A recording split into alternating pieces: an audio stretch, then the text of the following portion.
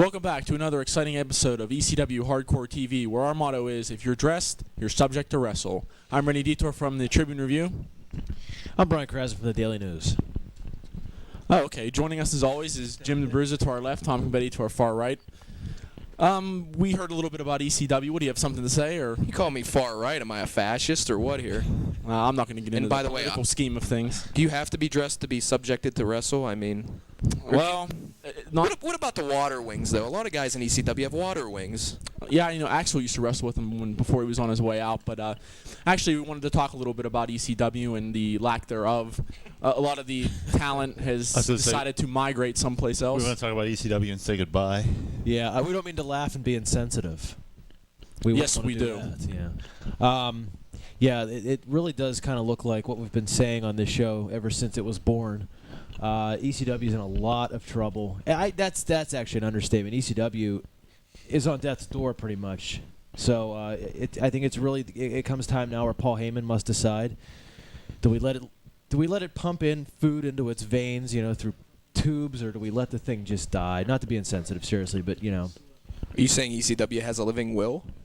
That Paul Heyman can just shut the plug off, I guess, at any time? Or, Paul Heyman. I mean, I don't want to sell to them. I don't want to sell to them. I don't want any money because we can survive. We're survivors. We have Chili Willy. Well, it's interesting you point that out. He always said, well, he doesn't want to sell parts of the company into major interest holders because, he doesn't want to value or jeopardize his principles of creative control. Yeah, that's much worse than being bankrupt. or out of business, period. That too. In all seriousness, you do have to admire him a little bit, not for his weight, but just for as long as he's kept this company going on basically nothing. No money, no revenue, no cash flow. Yeah, but as all great things do end, they do end, so we may be seeing the end of it, so crap, no more ECW figures.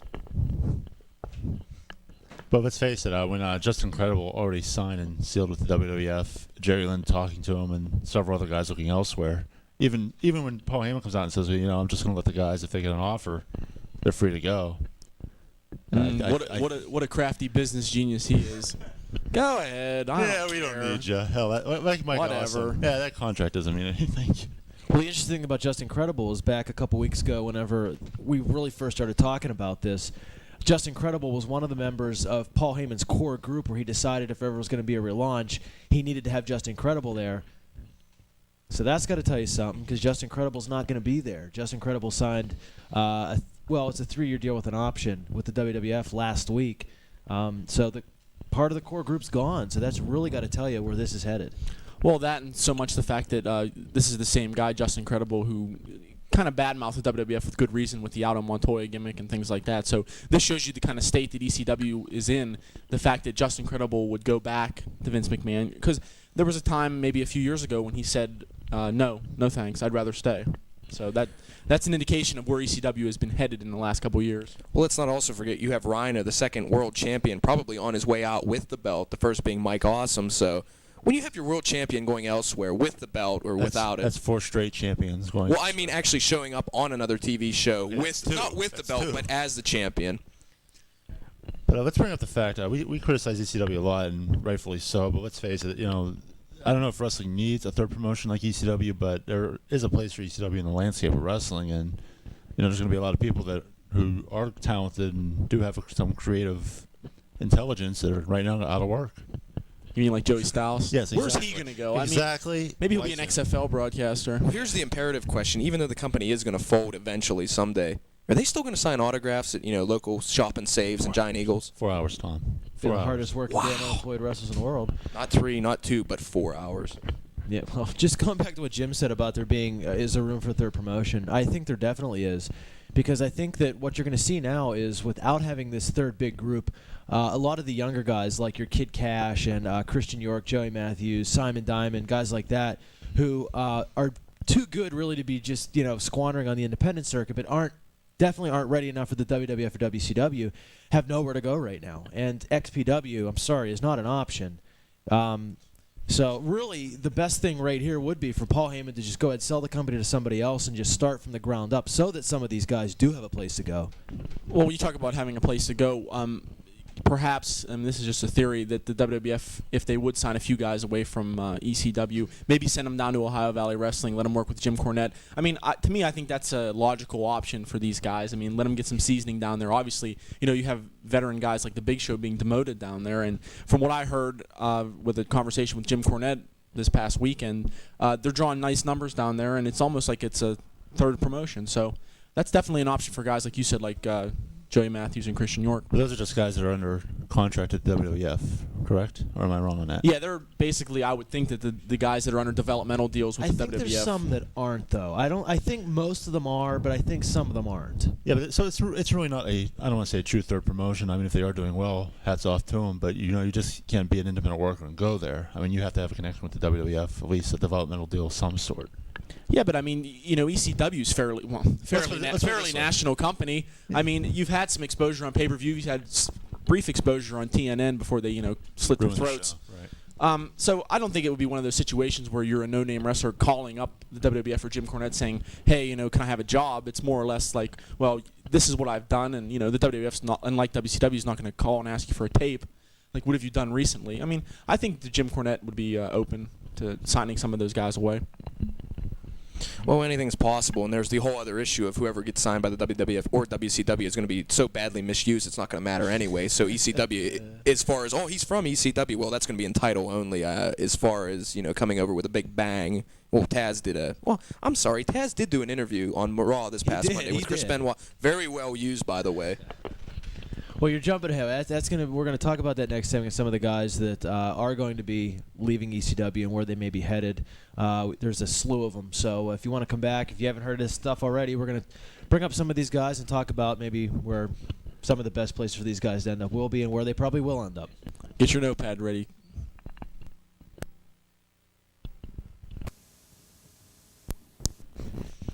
We're talking about ECW. We were talking last segment about some of the problems ECW is going through right now, and that the company is definitely on its last legs. But there's some of the guys that some reports have come out this week of some of the wrestlers who will be and who may be moving on, and let's talk about some of those guys right now. We already talked about Just Incredible, but there's one guy that's really interesting because he looks like probably definitely the next guy to sign with WWF, and that's Yoshihiro Tajiri. He's 5'4", so that means he ain't getting pushed. Well, maybe they're serious this time about the light heavyweight division. This time they mean it, guys. They mean it this time, damn it. Yeah, and those first 7 times they didn't. Oh, no. But, yeah, it's a question where Tajiri wants to go, who's offering more money. I think maybe he might have a better chance at WCW to go somewhere, but who cares? He's making money hand over fist. The money doesn't matter. He's signed a deal with Victor Quiones, which is the same guy that Super Crazy signed a deal with. He's basically sort of a talent liaison for the United States, and he decides where they go. He's going to tell them where their best options at. He works hand in hand with the WWF. That's where he's going to go. Oh boy, I bet Tajiri's seeing all his money then. Your rent's 6 months overdue. Well, it's a shame you have a good talent like Tajiri and Taka and Funaki. It's a shame. I mean, the what are they called now? I could honestly not remember. I think they've always been called Kai and Tai. It's a shame. I mean, it's funny with the voices, but it's truly a shame that they resort to that to get over. And all these voices in the background are people in ECW right now that want to be on this show. Yeah, we did get it. We did get an application this week from Balls Mahoney. But sorry, Jim, we're going to keep you. All right. Yeah, we've already had one person light a trash can on fire. We don't need a second. That was purely an accident. Like Miss Kitty getting her. Was it also an accident when you flicked a match in my chest? Well, that was well intended, I guess. I wanted to burn you alive. Let's make sure we, deliberate between the two. Yeah, I mean, Tajiri is really a tremendous wrestler, and if the WWF would once be serious about a guy who's not that tall, they could get Tajiri over. I mean, granted he can't speak English, but he's stiff. He's sort of like Benoit in that sense that every time he hits you, you feel like he's really attacking the guy. So I mean, in that sense, I think he can get over. But I mean, there's always that other option for him. You have him set real high. Like maybe another Chris Benoit, or is that other option where he can manage Kai and Tai, which is probably what they're thinking. The other guy was just not good. Actually, the story is super crazy that you brought him up. Is he'll probably end up in the same place of Tajiri. So if one goes, probably they might both end up in the WWF, which means more matches, more interviewers, more guys to conduct interviews like Taz. That's the rule here. Super Crazy and Tajiri have to be split up. They're like two kids in a kindergarten class that can't stop getting in trouble. I don't want to see them wrestle anymore. I don't either. One goes here and the other one goes here. But you know what, Done. Tom, you make a good point. Maybe the WWF can bring back their Spanish television show. And Los Astros or whatever the hell it was called. Oh, so I can see a 71-year-old El Canek wrestling Mil Mascaris in a. Where Mil Mascaris doesn't realize the rules of the match and hangs himself in the top rope. Loser gets Happened at the another one, Rumble. retirement check. Yeah. Anyway, let's get back to some of these names here. Yeah. Well, Jerry Lynn's one guy we've talked about weeks and weeks and weeks ago. So really his status could finally be decided. And again, he's a guy, too. I guess he was interviewed by somebody a couple weeks ago, and they were asking him about where he could go, and he said he prefers to go to the WWF. So he's probably one guy, though. He's not the biggest guy in the world, but I could actually see them possibly doing something with him that would not have to do with him getting killed by, Kane every week. Hey, maybe he could do what he did to Steve Carino a few months back, and when the Rock's busted open, right? Die Rocky, die on his chest with blood. Oh, I for one would love to see that, but then the Rock's movie career, you got to take that into consideration. That fourth Mummy movie has to come out. Who's going to star in the sequel to The Scorpion King? We don't know. Jerry Lynn, a guy with all the talent in the world, certainly needs a lot of work on his mic skills, interview skills, and I don't know if he'll end up in a developmental deal or area where he can development. Yeah, but yeah, you'll see. We're not talking about Amish soon. roadkill here. I mean, It's true. Oh, where's he going? I have to know. I don't see his name on this back list. to the farm. That's a shame. Jim, you mentioned the developmental leagues, and we'll go to the last guy here on the list is Rhino, the current ECW heavyweight champion. I think if they sign him, he has to go to the developmental league because this guy's not ready to be the television champion in ECW, much less the world champion, much less a guy who's like on Raw and SmackDown every week. Well, you know what? I think as I say this, you're going to see a problem. The one reason why ECW is now folding, they build Rhino as this huge monster, and he's going to go to the WWF where he isn't that big size-wise, and you can't. I got the he doesn't have perfect. the skills to translate. To I got the something perfect else. program. When Taz is conducting an interview one time, like he always does, they're setting up the ring. Rhino can gore him and then finish setting up the ring, or take over the mic and interview Chris Benoit. That's what you do with Rhino. What the hell? What a contrast that would be with Rhino screaming interview questions to Chris Benoit, and Chris Benoit, in his subtle voice answering them. So You know what would be great is they could sign Hugh Morris, and Hugh Morris and Rhino can do dual interviews where they're just screaming at guys. oh boy, they can exchange T-shirts. And this is my MIA shirt, and this is my Rhino shirt, and this is a belt that doesn't mean jack. Oh, of course, so many great ideas. Just can't So little time. can't follow through. And yet we don't have a booking job anywhere. Go figure. Well, then we have those misfits, those dead-on arrivals that probably won't end up anywhere. And we have a list of those, which was compiled by our writers. We give them all the credit in the world. Researchers. So obviously some of the names will be spelled wrong because they don't watch wrestling like we do. But you figure guys like Balls Mahoney, Sandman, Dreamer, well, maybe not so much Dreamer, but Nova, Little Guido, even good wrestler, Mikey Whipwreck, really don't have any look. You so don't like much. Little Guido. Don't say Okay, I'll give him all the Let's credit. not forget, Mikey Whipwreck had a shot and did nothing with it. Well, Bobby Heenan, it was kind of killed when he called him Mikey Shipwreck or whatever the hell that one time. They didn't even let him backstage. I think Doug Dillinger beat the hell out of him. That's right. That's a true story. They pointed him to the janitor's closet and said, "Get busy." But the two guys you mentioned, Nova and Little Guido, I think, are two guys like Rhino. You can sign them, and if you want to develop them, let's say WCW. I don't see why in a year these guys can't be contributors to your product. But true, this is the same company who has all thrillers on TV right now who, by all rights, should be wrestling in minor leagues or independent leagues or whatever. There is no minor leagues anymore. ECW's gone. Well, the power plant where you can do jumping jacks Power you can plant's throw up. gone. What? Yeah, but They closed the power plant. Yes. Well, they're going to once the sale of WCW goes. Why didn't you Hey. guys tell me? I can't I'm go on the sorry. show live The, like the this. Leprechaun's on TV now. There's no one to run that place. Well, see, actually, WCW does kind of have a minor league group. They're working with that NWA Wild Side right now. So, I mean, there is an option. So, see a meet. Sean Stasiak, of course. Oh, it's a dated reference. Crickets. Oh, wow. Well, we're going to wrap up this segment. I think we've made our point with ECW. Sad to say. We'll keep you updated on where these guys end up. We're going to come back after this and talk about the action from this past Monday. Backbone, the heart and soul of ECW, showed up on Nitro this week. That's Dusty right. Rhodes? Yeah. By the way, you interrupted me. I wasn't done. I had to because I don't understand. No? I don't follow, as they say. Remember we talked about that sarcasm light? I was just going to say that. Sarcasm. I still don't understand. You're an idiot. Thank you. Dusty All right. Rhodes is the ID. backbone of ECW. Oh, apparently some people on the internet think so. I'm not going to mention any names. These people also know who's Hey, behind shields. GTV. I mean, they're the privileged ones, not us. They also know the date of Yokozuna's return to the World Wrestling Federation. That I'd like to see right Yeah. now. Yeah, Dusty did come. Actually, we have a clip queued up, ready to go. We did this for you folks. Dusty Rhodes did make his return on Nitro this week, and what Bob Ryder coined a magical Nitro moment. Yeah, I said we weren't going to mention his name. Oh, I'm sorry.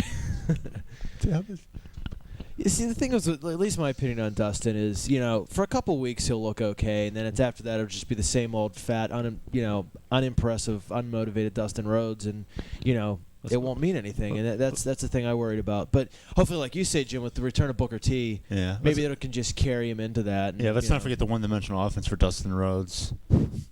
Come on, we got to include that. Let's face it, your 4 top faces are Kevin Nash, Dallas Page, Rick Steiner, and now Dustin Rhodes.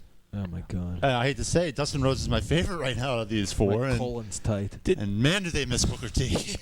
I didn't quite catch all of Nitro. Well, hell, I missed the whole thing. But did Rick Steiner beat Shane Douglas? Yes, he did. Non-title match. Non-title match. Well, you had to love Isn't the Shane finish. Douglas U.S. title? Yes. US, In addition Shane to the Douglas fact is that a U.S. title. Damn you. In addition to the fact that Douglas couldn't get the chain out of his pants tie or his trunks tie, he stood right up for the Bulldog off the top rope like no other thing. Or as Dusty would say, thang. It was a really great moment. Well, One of those called spots that you can actually see. It's nice to see, though, that WCW rewards Rick Steiner for being a fat, lazy loser for the last 8 years. And, you can beat the U.S. champ. You're absolutely right, Rennie, but who else do they have?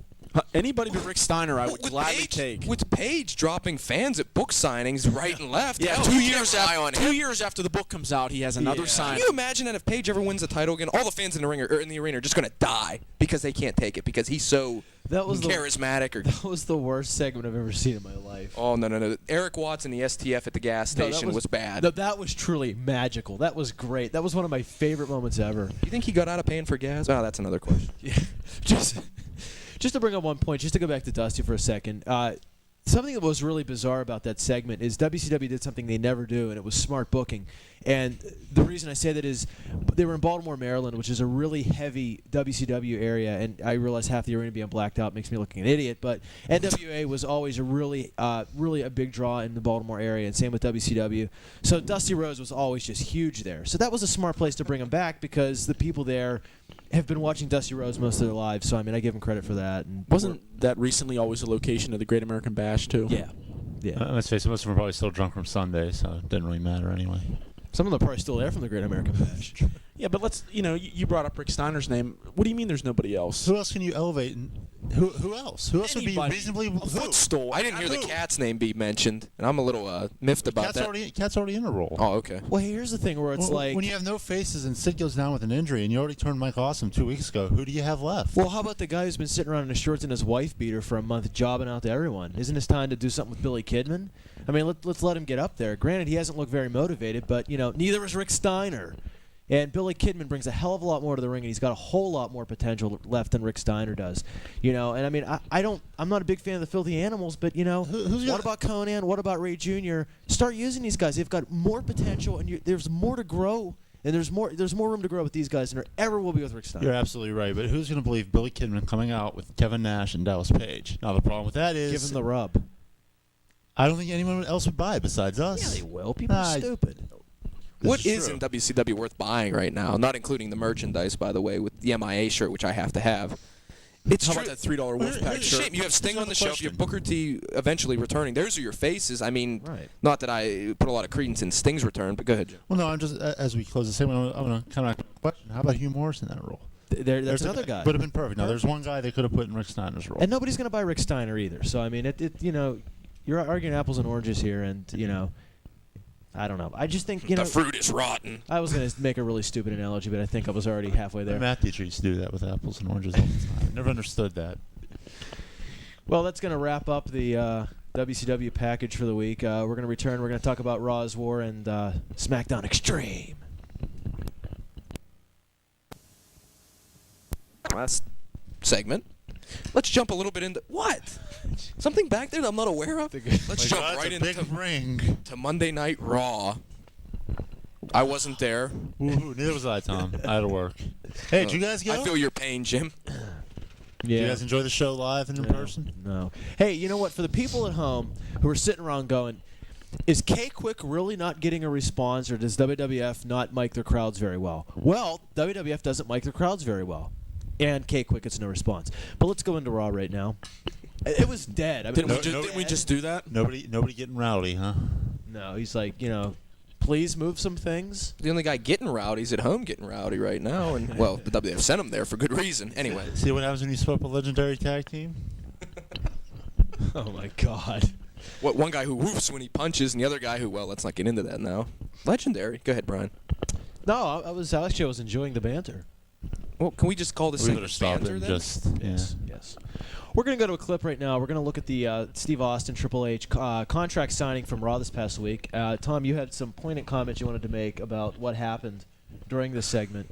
Well, like I said, I wasn't there in person. I realize you two gentlemen were. But, Ross had mentioned when they came back from commercial break about Austin's eyes when he got up. Oh, the most disturbing thing you ever see. Look at these eyes. Well, they didn't actually show that the first time round because I guess they didn't have the footage. But what I'm not aware of, and I think you two guys know what I'm talking about, what they didn't show on TV for us viewers at home that were left there, Jim Ross climbed into the ring with Austin when he was laying on the ground and, kind of consoled him, rubbed his back a little Did bit. he give him a hug?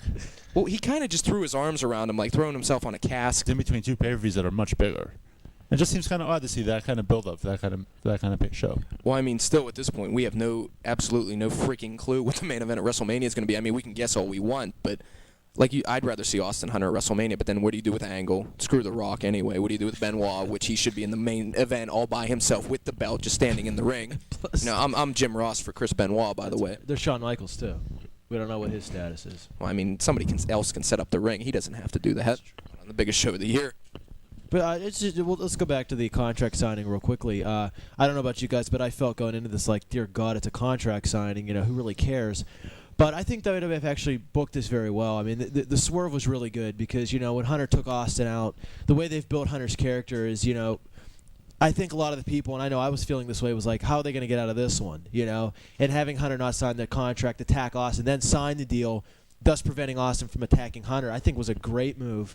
And, built a lot of fire into the pay-per-view, which is still, 3 weeks away.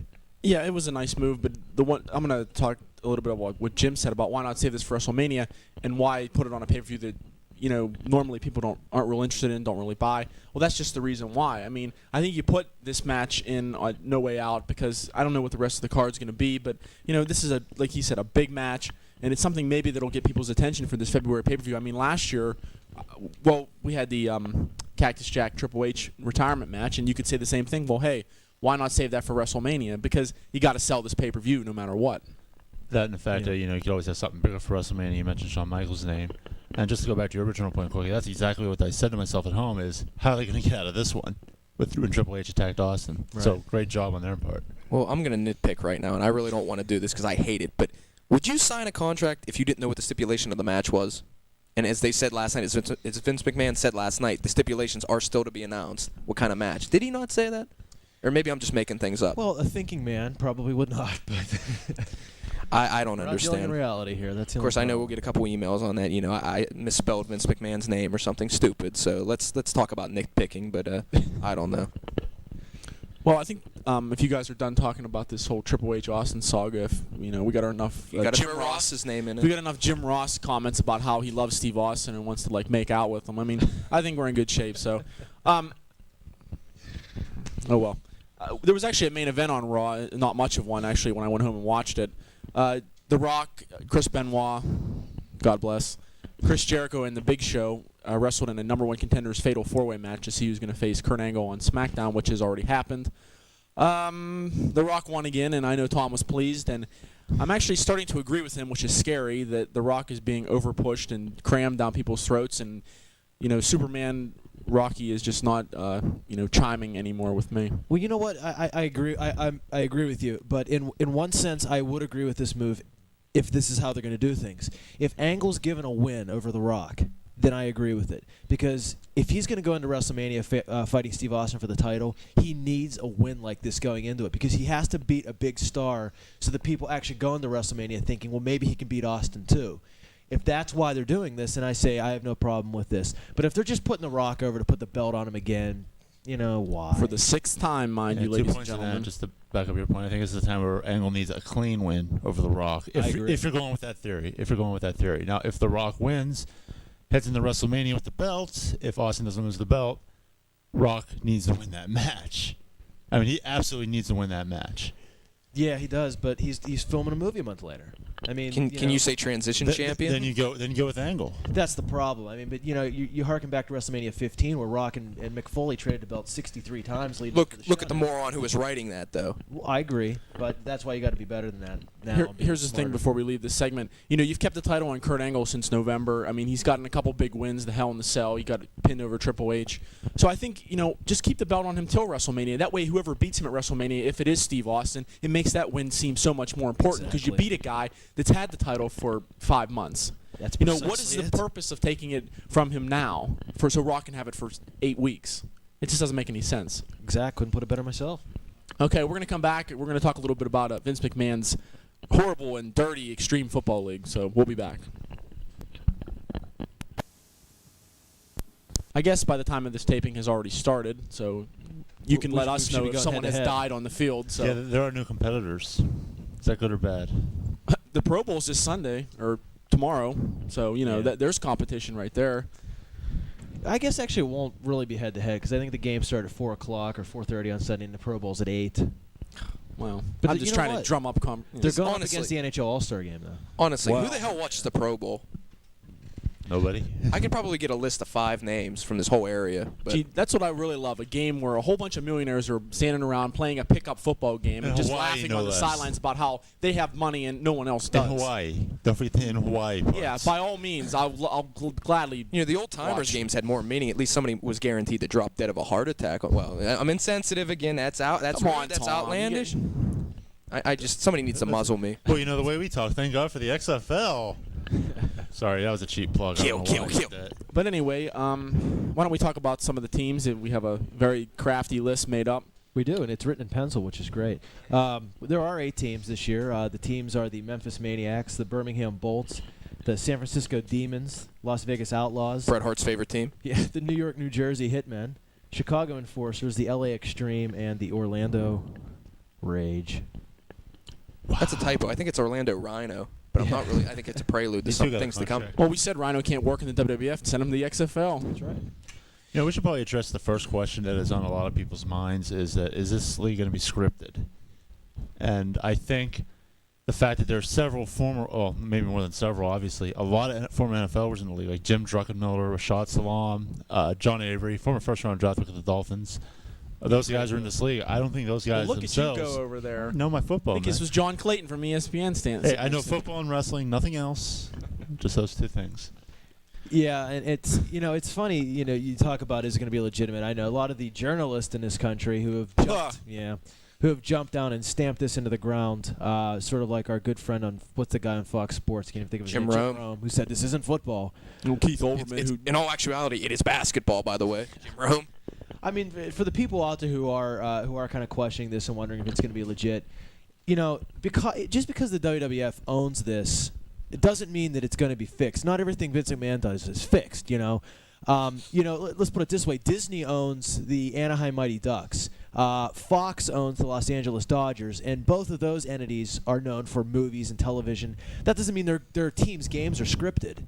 Their teams are just as legitimate as anybody else's, which is going to be the same thing with the XFL. And if this thing was scripted, by the time we did this show next week, the thing would already be falling apart. Exactly. I mean, nobody's going to watch a football league that's scripted at all unless it's the NFL. For those championship games, they just have to get that certain point spread down. But seriously, there's nothing scripted about the XFL. I mean, if anything's going to be scripted about the XFL, it may be the fact that people say, well, they're going to have cameras everywhere, and that's kind of where you would get that belief that it's going to be scripted. But no, I don't see that happening at all. Well, as far as the gameplay, obviously, it's going to be just flat-out football. As Dick Butkus said in many a commercial. But like you said, Rennie, about the banter back and forth, you slept with my wife, therefore I'm going to shove this ball up your ass or whatever, whatever may go on. That's a typical nose guard comment, by the way, so don't be Hey, offended. those cameras on the sidelines are brutal at times. Yeah, and Or actually, BR Oodle, as we like to say. it's going to be interesting to see where they take these cameras. I mean, for those of you who did watch the Super Bowl, during the introduction to the teams, when the Baltimore Ravens were coming out, there was many an F word uttered, and I think that's going to be a problem that if the XFL does put a lot of cameras into huddles and things like that, they're going to run into that problem. So it's going to be interesting to see how they kind of counteract that whole thing. I mean, I don't know if 7-second delay. Well, commentary from NBC executive, if I think I'm getting his name right, Dick Ebersol, is that how you pronounce it? He said that problem was going to be taken care of, 7-second delay or whatever you want to call it. This is also the same network that missed the Greg Lloyd AFC Championship interview when he dropped the F-bomb on the world, and Ditka almost fell out of his chair laughing hysterically. But obviously, if you're going to hear some colorful language, hopefully most of it will be edited. Not that I care, because I'm a heathen, but... Well, I tell you what, the biggest thing about this league that strikes me is the fact that everything seems to be in place for success. The advertising, obviously Vince McMahon, like him or not, the guy knows how to push a product. The advertising there, I mean, the Dick Butkus commercials, signing guys like Brian Bosworth, who I was convinced dropped off the face of the earth. Really. So everything's in place for a successful league. There's only one problem and one unknown, and that's how good are the players going to be. Yeah. I mean, if these guys go out there and play this ragtag football that no one wants to see and guys are dropping passes when they're wide open, I mean, is it going to be like watching the movie The Replacements, or is it going to be like somewhat competitive football? I think the quality of play overall is obviously lower than the NFL. I mean, these guys have been cut. But, I mean, it's not like, you're going to see Jim Druckenmiller against us. And we're going to be dropping his passes. I mean, these guys are on the same level to some degree. But I don't want to see some guy with, a 65-inch waist running out there and passing out on the field. This is why not? Let's save this for the basketball court. I mean, well, I can compare this to the World League. I mean, I don't know if this means I have no life, but I actually do watch World League games. And jerk. Yeah, well, to watch those games, I mean, the competition, like you said, Jim, the competition is at the same level. And, granted, it's not as good as the NFL, but, the guys didn't look like idiots out there. The difference was the packaging of the World League. The World League games looked boring. The commentary was boring. The production, the presentation was boring. And that's one thing that Vince McMahon understands is how to take a product like the XFL that isn't going to be on the NFL's level and make it look interesting and make it look exciting. It's entertainment, and that's how it has to be packaged, and I think that's what they're going to do right with this thing. Well, let's not also forget the World League, I believe, was just broadcast on FX for a time. Right. You have NBC, TNN, whatever, that Nashville garbage. There's too many TN stations. And you have UPN. And plus, like you said, you have Vince McMahon back, and he knows how to smear everything right out for the public, either to love it or to hate it. I'm just, in closing, I heard two comments this week that were very interesting.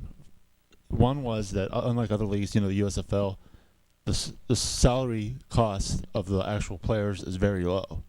So that's a good thing in their favor. And another comment I heard is sort of a prediction almost. One guy said, one of the reporters that was interviewed said, if they get half of their wrestling audience from the demographic they're targeting and 15% of the diehard football fans, they have a very good chance of succeeding.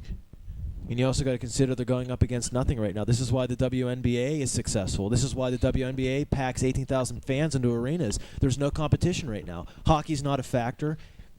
Interest in the NBA is dropping big time, and rightfully so. But tune into that Cavs game, by the way. Yeah. The XFL has no competition right now, so I mean they have every chance to succeed, and they can't make the stupid mistake the USFL did and try to go head-to-head with the NFL, because that's where they're going to fail if they ever try to do that. Well spoken. We're going to come back. We're going to do our world-famous rants, so stay tuned.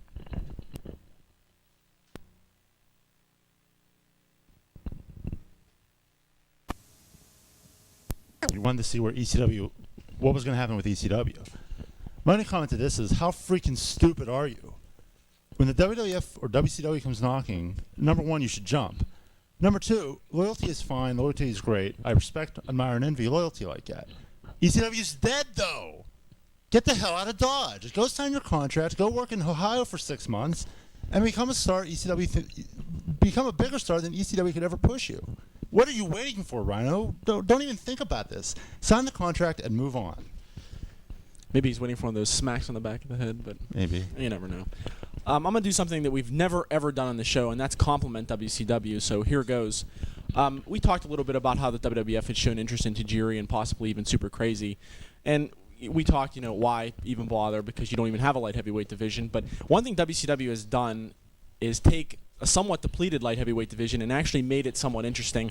A few weeks ago on Thunder, they had a cruiserweight. It was kind of like a mini Royal Rumble. Guys took turns coming in, kind of a gauntlet type situation.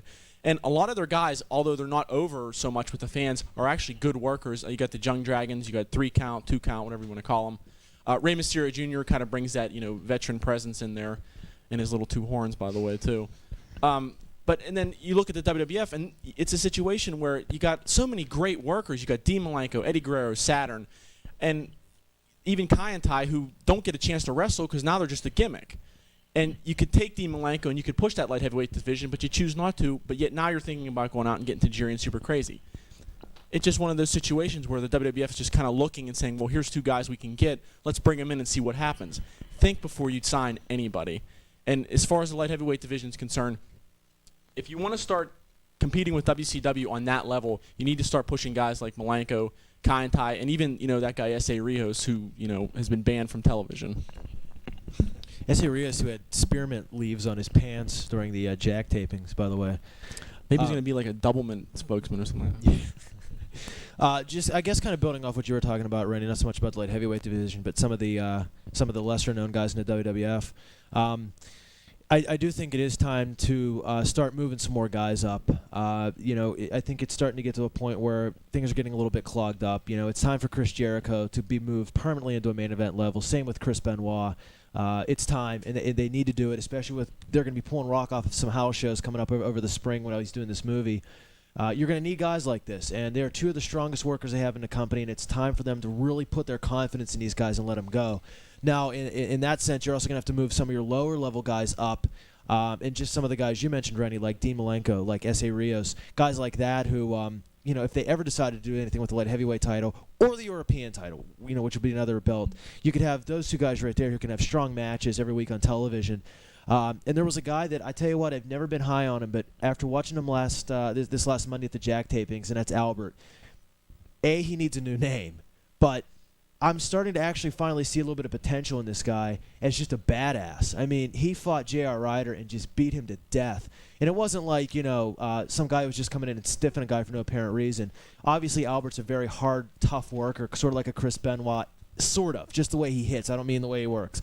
Didn't mean to mention those two guys in the same sentence. But I think this is a guy right now that you're going to have to start working on his personality. The guy's toning up a little bit, and the guy's starting to learn how to work a little bit. This is maybe one of those guys you want to start moving up into your lower mid-card level. Well, with the good, there's always the bad. And, well, Road Dogg Brian James, whatever the hell his real name is, was released by the WWF for undisclosed reasons. I mean, you can elaborate on whatever reasons those are. We all know what they are. I just don't want to say them. But there's been rumors all over the internet, with the GTV, Yoko, Jake's Next Drink, that Road Dogg is going to show up in WCW.